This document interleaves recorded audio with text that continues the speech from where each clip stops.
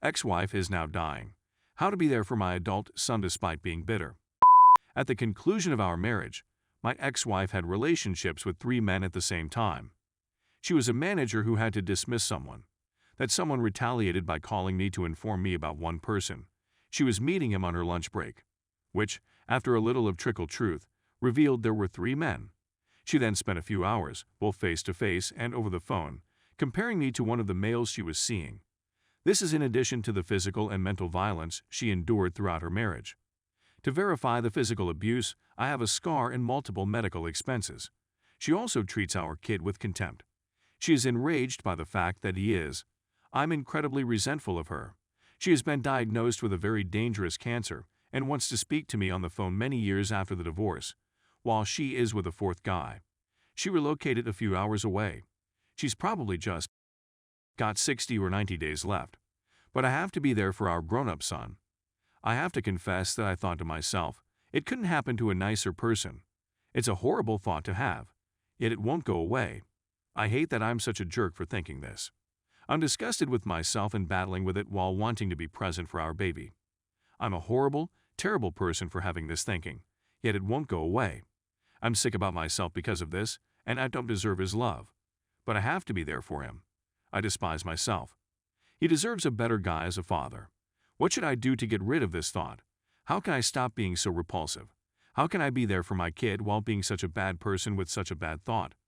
Should I contact her via phone, as she requested? Should I tell her she is forgiven, presuming that is what she wants to discuss? She isn't, but I can pass for her. Story 2. My boyfriend 24, male cheated on me, 22 female, with his ex-girlfriend. So I 22.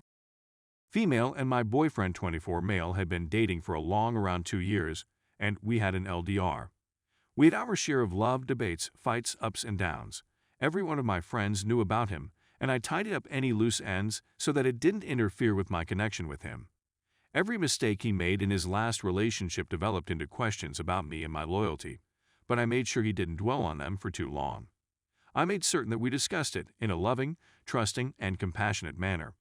I made sure that no matter how often we battled, I was always by his side, and I had this unbreakable confidence in him that he would return those sentiments with the same sincerity as I do. He used to tell me every day that he loved me, and I used to believe him.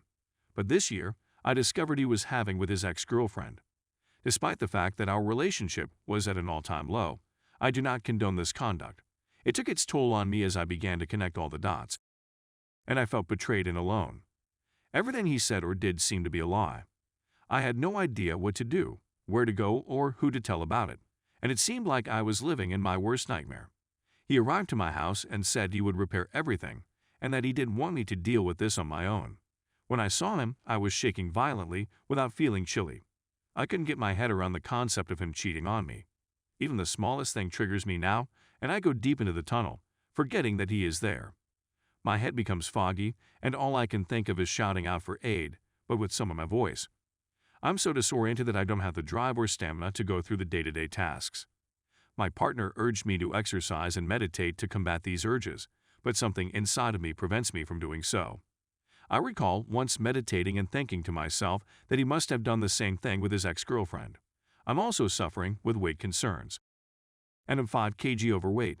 Now that it's been a week, he said unequivocally that he won't have with me until I'm at my optimum weight and have shed all the excess fat. I realize that everyone has their own wants, but speaking to me in this manner and flatly rejecting this makes me feel inferior and uneasy about my own existence. I've never felt so awful or deceived, and I've begun to blame myself for everything that has happened, including his sleeping with his ex-girlfriend. We seldom converse or touch hands when we go for walks, and I feel unwelcome. It's just been a week since everything occurred, and I feel like I've been emotionally and intellectually abused and preyed on to the point that I've lost all ability to think sensibly. Losing weight is important, but the most fundamental thing is to make yourself fit. However, the way it has been manifesting itself towards me has made me question whether his love is conditional. I believe I deserve a bit more respect and love than I am receiving now since I accepted him, even when I knew he was sleeping and talking garbage about me with his ex. If someone could give me any guidance, it would be quite helpful in getting me out of this quagmire. Story 3. Did my wife, 36 female, cheat on me, 37 male, I'm at a loss on what to do or how to feel. My wife has some issues with her weight, self-esteem, and depression, among other things. I've always tried to be there for her when she's going through a rough patch emotionally.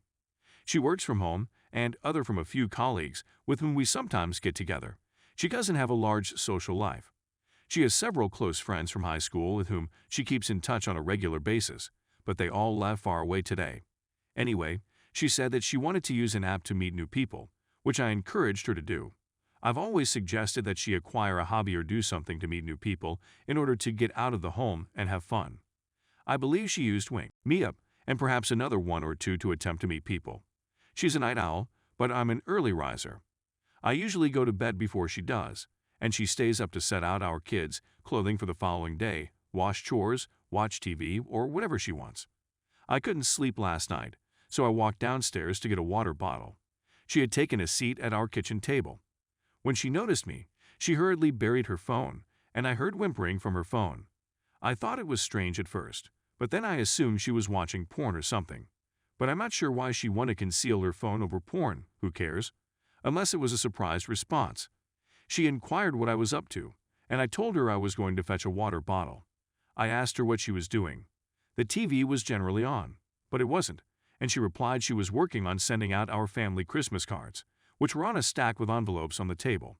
So I responded, "Okay, I hope it doesn't take too long," and headed back upstairs. I don't believe she realized I could hear her groaning. It just didn't seem right. She just had her period, so viewing porn didn't make sense. I couldn't get to sleep. I was quite sure I heard groaning coming from her phone. I lay in bed and pretended to be sleeping when she eventually came up. When she got into bed, she took out her phone, and when I opened my eyes, she was on Snapchat. Because I didn't have the finest view, I couldn't make out what was being said. I knew it was after midnight, 1 a.m., since she had been contacting someone for 15-20 minutes. I could see the large kiss lips emoji and one or two others. She eventually put down her phone and went to bed. Now, I was certain I'd heard groaning and seen a few of romantic emojis exchanged. I couldn't get any sleep. As a result, I waited until she was sleeping. Her phone is always on her bedside, and my aim was to unlock it to see what was going on. I'd never gone through my wife's phone without her knowledge before, but I felt right in doing so. It was beneath her bed rather than on her nightstand. I tried not to wake her awake by slipping it out. I messed up. She awoke. She inquired as to what I was doing. I told her I needed to check her phone. She claimed she's not going to let me look at her phone and that I should go back to bed. When I walked down for a water bottle and saw some emojis you were sending someone, I stated I heard the moaning. "Please give me your phone number since I believe you're cheating on me." She maintained she wasn't and that she should go to bed. I wasn't going to let this go, so I insisted she hand me the phone, to which she begged me to leave it alone, that she wasn't cheating, and that she go back to bed. I eventually grabbed it from her and began going through one of her Snapchat conversations with a man. To cut a long tale short, she's been emailing men her photo. She insists nothing indecent was shared, but since it's Snapchat, I can't see what was sent. The communications were flirtatious and a bit. She's done it with a few of different men. The groaning I heard was her on a video call, watching a man to her. She claims she wiped their whole chat history. She claims she's received a few naughty photographs, but she says she's only given pictures of her face. She was so sorry and claimed she felt terrible. She said that she enjoyed the attention and the sensation of being wanted. She hasn't confessed to cheating, but she understands why I'm furious. She said that she made it obvious to all of the males that she was married with children. I'm just a little perplexed by the fact that she was working on our family Christmas cards while video chatting with another man who was jacking off to her. During several of our conversations, she would mention our children and how she needed a minute to put them to bed. We're talking about our kids or anything irritates me as well. We have a 5-year-old and a 2-year-old. She's never really met someone. She said that she would never do it again and that she will remove all of the applications. I simply don't know what to think about it all. Perhaps I'm overreacting. I'm simply sad.